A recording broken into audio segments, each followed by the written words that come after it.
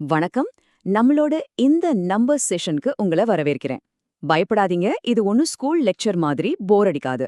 நாம எல்லோரும் சேர்ந்து உங்க ஸ்கில்ஸ அடுத்த லெவலுக்கு எடுத்துட்டு போக போறோம். ரெடியா? வாங்க ஆரம்பிக்கலாம். பாருங்க, எந்த ஒரு ஆப்டிடியூட் டெஸ்ட் எடுத்தாலும் ஸ்பீடும் அக்யூரசியும் தான் ரொம்ப முக்கியம். நீங்க எவ்ளோ வேகமா ஒரு கணக்க போடுறீங்கன்னு டெஸ்ட் பண்ணலாமா? இதோ உங்களுக்கான முதல் சேலஞ்ச். உங்களுக்கு டைம் வெறும் 60 செகண்ட்ஸ் தான். ரெடியா? இப்போ இந்த கேள்விய பாருங்க. 5x423y ஒரு நம்பர் இருக்கு. இந்த நம்பர் 88ஆல முழுசா வகுபடணும். அப்படின்னா எக்ஸ் மற்றும் yக்கு வரக்கூடிய மிகச்சிறிய மதிப்பு என்னவா இருக்கும்? யோசிங்க. ஒரு நிமிஷத்துக்குள்ள இந்த மாதிரி ஒரு கேள்விக்கு உங்களால பதில் சொல்ல முடியுமா? பாக்குறதுக்கு கொஞ்சம் கஷ்டமா தெரியுது இல்லையா? ஆனா கொஞ்சம் கூட கவலைப்படாதீங்க. கரெக்டான டூல்ஸ், அதாவது சரியான டெக்னிக்ஸ் மட்டும் நம்ம கிட்ட இருந்துச்சுன்னா இது மாதிரி கணக்குகள் எல்லாம் ரொம்ப ரொம்ப சிம்பிள். அந்த டூல்ஸை தான் நாம இப்போ ஒன்னொன்னா பார்க்க போறோம். சரி, எந்த ஒரு பெரிய பில்டிங் கட்டுறதுக்கும் ஒரு ஸ்ட்ராங்கான ஃபவுண்டேஷன் தேவை இல்லையா? அதே மாதிரி தான் கணக்கும். வாங்க நம்பர் சிஸ்டம்ல நம்மளோட ஃபவுண்டேஷனை பில்ட் பண்ணலாம். அதாவது நம்மளோட சொந்த டூல் கிட்ட உருவாக்க ஆரம்பிக்கலாம். முதல்ல நேச்சுரல் நம்பர்ஸ், அதாவது இயல் எண்கள். ரொம்ப சிம்பிள். நம்ம பொருட்களை எண்றதுக்கு பயன்படுத்துற நம்பர்ஸ் தான் இது. 1 2 3ன்னு ஆரம்பிச்சு இது பாட்டுக்கு போய்கிட்டே இருக்கும், முடிவே கிடையாது. அடுத்து ஹோல் நம்பர்ஸ், அதாவது முழு எண்கள். இதுவும் ரொம்ப ஈஸி. நாம இப்ப பார்த்த இயல் எண்கள் கூட 0வை மட்டும் சேர்த்துக்கிட்டோம்னா அதுதான் முழு எண்கள். பாருங்க, இது ஒரு சின்ன சேஞ்ச் தான், ஆனா கணக்குல இந்த 0வோட பங்கு ரொம்பவே பெருசு. சரி, இப்போ நம்மகிட்ட 0வும் பாசிட்டிவ் நம்பர்ஸும் இருக்கு. இது கூட நெகட்டிவ் நம்பர்ஸையும் சேர்த்தா என்னாகும்? அதுக்கு பேர் தான் இன்டிஜர்ஸ், அதாவது முழுக்கள். சிம்பிளா சொல்லணும்னா மைனஸ் நம்பர்ஸ், 0, பிளஸ் நம்பர்ஸ், இது எல்லாமே இதுல அடங்கும். இப்போ இந்த சார்ட்ட பாருங்க. எல்லாம் எப்படி ஒன்னோட ஒன்னு கனெக்ட் ஆயிருக்குன்னு புரியுதா? முதல்ல சின்னதா இயல் எண்கள், அதுக்குள்ள 0 வந்தா முழு எண்கள், நெகட்டிவ் நம்பர் சேர்ந்தா முழுக்கள். இப்படி ஒண்ணுக்குள்ள ஒன்னு அடங்கி கடைசியா மெய்யெண்கள்ங்கிற ஒரு பெரிய செட் உருவாகுது. ஒவ்வொரு நம்பருக்கும் இந்த பெரிய சிஸ்டம்ல ஒரு இடம் இருக்கு. இத புரிஞ்சுக்கிட்டாலே போதும். அடுத்து 2 முக்கியமான வகைகள்: பகா எண்கள், அதாவது பிரைம் நம்பர்ஸ், மற்றும் பகு எண்கள், அதாவது காம்போசிட் நம்பர்ஸ். இதுக்குள்ள வித்தியாசம் என்ன தெரியுமா? ரொம்ப சிம்பிள். ஒரு எண்ணை ஒன்னாலையும் அதே எண்ணாலையும் மட்டும்தான் வகுக்க முடியும்னா அது பிரைம் நம்பர். ஆனா அதுக்கு மேல வேற எண்களாலையும் வகுக்க முடிஞ்சா அது காம்போசிட் நம்பர். அவ்வளவுதான் வித்தியாசம். இப்போ சொல்ற இந்த 3 பாயிண்ட்ஸ எப்பவுமே மறக்காதீங்க. இதெல்லாம் எக்ஸாம்லயே அடிக்கடி கேட்பாங்க. 1, நம்பர் 1 பிரைமும் கிடையாது, காம்போசிட்டும் கிடையாது. 2, நம்பர் 2 மட்டும்தான் இருக்கிற ஒரே இரட்டைப்பட பிரைம் நம்பர். 3, மிகச்சிறிய காம்போசிட் நம்பர் எதுன்னு கேட்டா அது 4. இந்த 3 ரொம்ப ரொம்ப முக்கியம், நல்ல ஞாபகம் வச்சுக்கோங்க. சரி, ஃபவுண்டேஷன் எல்லாம் இப்போ ஸ்ட்ராங்கா இருக்கு. இனிமேதான் உண்மையான விஷயமே இருக்கு.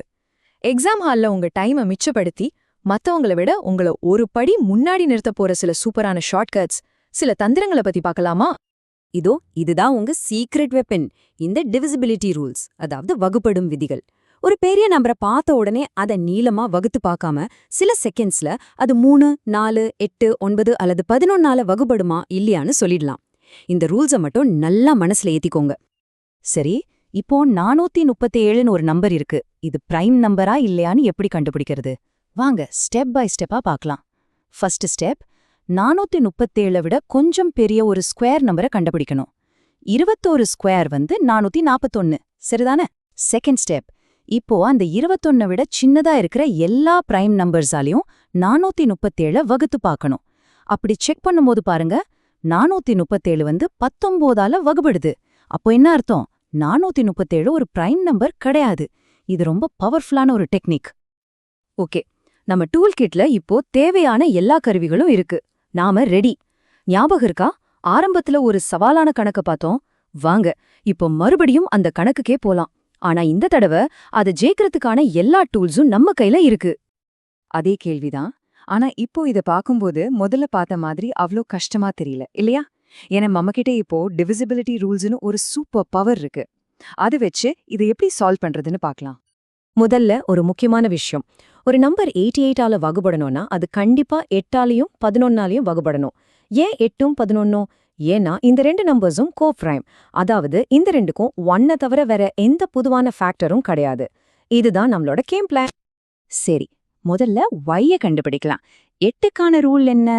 கடைசி 3 டிஜிட் 8ஆல வகுப்படணும். இங்க கடைசி 3 டிஜிட் என்ன? 2, 3y. இப்ப யோசிங்க, y-க்கு பதிலா என்ன நம்பர் போட்டா அந்த 2, 3y 8ஆல வகுப்படும்? 230, 231ன்னு செக் பண்ணி பார்த்தா y-க்கு 2 போட்டா 232 வருது. அது 8ஆல வகுப்படும். அப்போ y-யோட மிகச்சிறிய மதிப்பு 2.